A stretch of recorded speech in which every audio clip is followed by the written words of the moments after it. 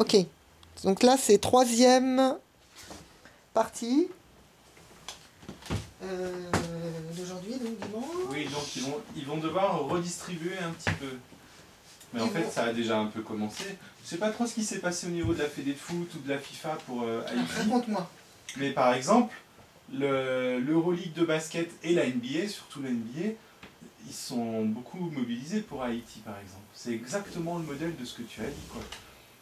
Et ils ont sur leur site officiel, la NBA a donné tant, je sais pas quoi, ils ont réquisitionné une dizaine de joueurs pour aller aider je sais pas quoi, enfin voilà quoi. C'est exactement ça.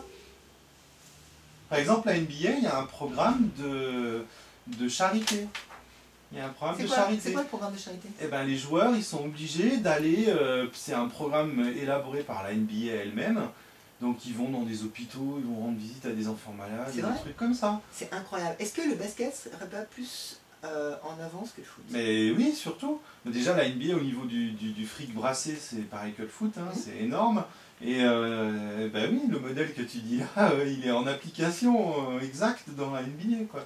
C'est dû au basket ou aux États-Unis? Parce que les États-Unis sont en avance très souvent. Sûrement les deux, j'en sais rien. Bah, le basket en lui-même, non. C'est surtout que le NBA, c'est un produit absolument fabuleux qui ramène des milliards de dollars.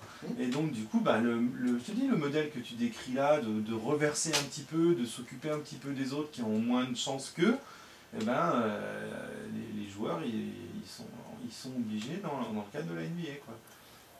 Ouais, c'est super. Et c'est super, et là, tu vois, je parlais d'argent, mais je pense que ça peut être aussi autre chose que de l'argent.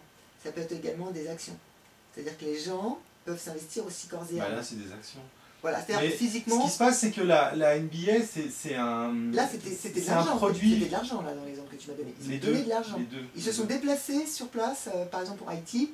Il n'y a pas des basketteurs qui sont déplacés sur place et qu'on crée une école du basket à Haïti? Non, non, quand même pas. Mais dans le cadre des trucs de charité, ils se déplacent. Mais pas là sur Haïti. Là, ils ont donné de l'argent, je crois.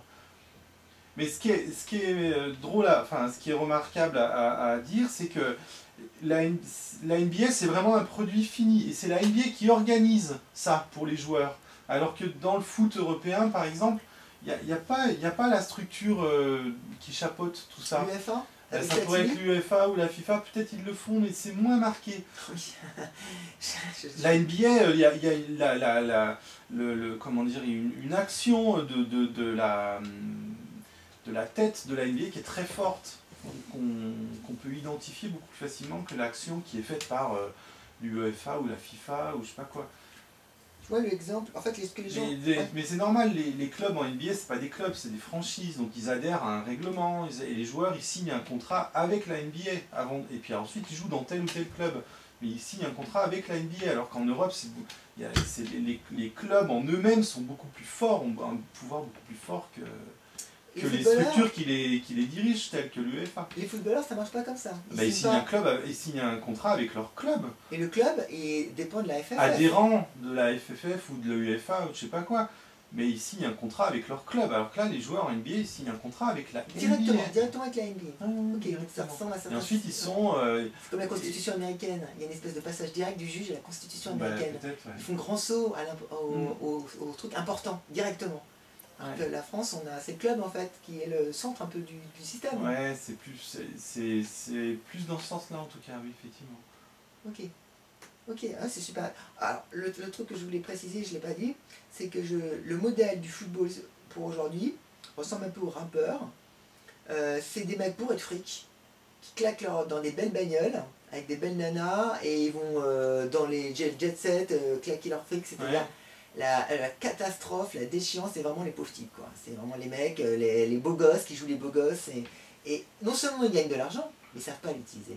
Ils l'utilisent comme des parvenus, vraiment les pauvres types. Et c'est ce double truc qui sera totalement insupportable. La société ne va plus accepter ça. Non, c'est ça, ça pourra pas fonctionner. Et donc on attend d'eux, et on va attendre d'eux. Ce qu'il faut, c'est qu'il y ait des référents, des personnes qui vont servir de modèle, c'est-à-dire qu'ils vont faire quelque chose qui va leur rapporter, parce qu'ils vont faire ce changement si ça leur rapporte. Ça va être intéressant d'agir comme ça. Et il y en a qui seront plus sensibles, plus dans l'éthique, plus dans le militaire, ou plus artistes, et qui vont faire des choses qui vont faire avancer le qui vont schmilblick. faire avancer la fin. Un mec comme Thuram peut être intéressant dans ce cas-là. Alors Thuram, c'est un des premiers, je crois, parce que les jeunes m'en parlent tout le temps. Ils me disent tout le temps qu'il fait beaucoup de trucs pour les jeunes. Moi, je l'ai vu dans des magazines à gauche et à droite, où il faisait des trucs pour les jeunes, justement, défavorisés. Il avait filé des billets gratuits. Je me rappelle de ça. Il avait filé des billets gratuits pour les jeunes, des trucs comme ça. Voilà. Thuram, oui. Mais il doit y en avoir d'autres. Est-ce que tu en connais d'autres que Thuram? Qui ont une action un peu citoyenne. Internationale. David Beckham. Je sais pas, un mec à l'étranger qui. Non, je ne pas Beckham. Beckham, il doit avoir des assos. Ils ont tous des associations caritatives, quand même, tous ces mecs-là. Hein. Ah, tiens donc. Ah, bah, quand même, oui.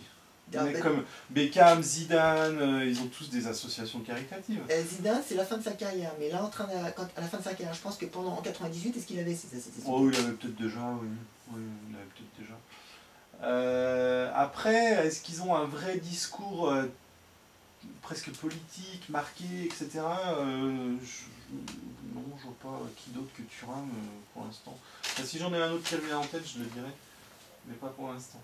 Alors, là j'ai une autre fiche. Football, dirigé par l'argent.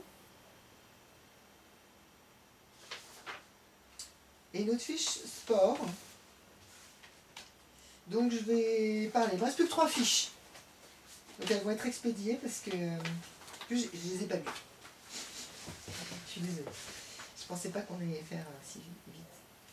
Alors, sport. C'est une fiche sur le sport. Regardez la tronche. C'est un peu abstrait. En fait, voilà ce que je fais. J'essaye de placer le sport dans la société. Grosso modo, est-ce que le sport c'est bien?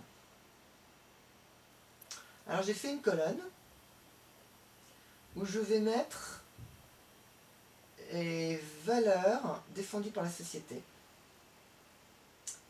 Et à droite, celle en philosophie. Donc la société, là, tu as les 4 fondatrices.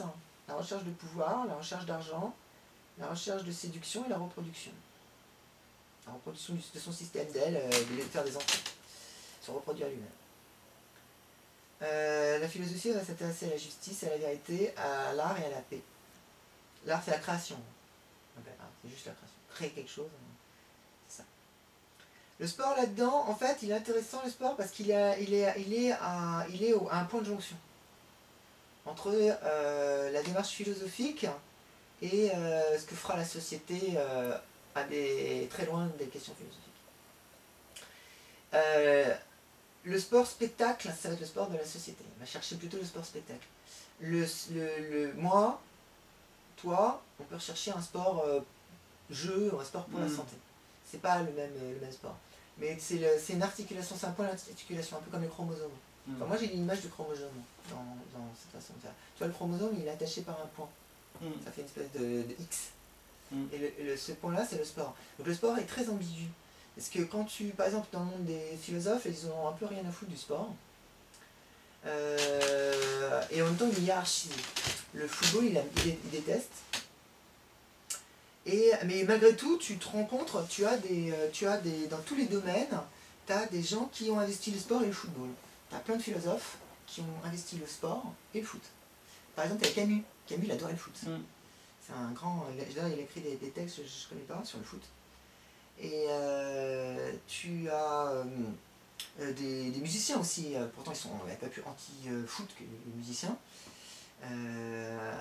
T'as Bob Marley qui est l'un des plus archi-stars de la musique du XXe siècle. Reggae, c'était un foot. Il en est mort, tu sais, il s'est ouvert en jouant au foot, le pied, et il est mort de ça. Et soi-disant, c'est ce qu'on... T'as Renaud. Renaud? Ouais. Ouais, mais Renaud, il est justement, oui et non. Renaud, ça m'étonne pas. Je sais que j'ai entendu parler dans ces trucs, ça m'étonne pas parce qu'il incarne la culture populaire quand même. D'accord. Bon. C'est ce qu'il met en avant. Ouais. Il met ça en avant. Alors que tu as des gens qui s'opposent à la culture, qui vont être différents de la culture, qui vont vouloir s'en extirper. Ouais. Soit parce que ça va être un marginal fini, soit parce que ça va être un intellectuel qui veut pas se mélanger avec la foule. La masse. La masse. Et eux vont accepter. Tu vois, un exemple typique. Hier, j'ai vu la personne qui tu sais au téléphone. Quand j'étais au téléphone, j'étais chez quelqu'un. Cette personne, j'étais... Ok. Donc moi, cette personne avec qui j'étais m'a demandé qu'est-ce que vous faites? J'ai dit on est en train de faire un travail sur le football. Ouais. Et cette personne n'en est pas revenue. Elle n'est pas revenue, elle m'a dit mais ça sert à quoi? Il n'y a pas plus nul que le football. Je me souviens pas avec qui tu étais hier. Mais Quand tu as téléphoné, j'étais dans une institution. J'étais dans une institution où il y a des jeunes. Ok, et ben là où j'étais, je te jure, je suis un extraterrestre, les mecs. Et les types, ils vont essayer de me démontrer qu'il n'y a pas moins communication, pas plus destructeur, pas plus absurde que de s'intéresser au football. Ouais. Donc ça reste très présent. Donc voilà, donc là, et alors là, je mets à la fin, donc c'est des classifications.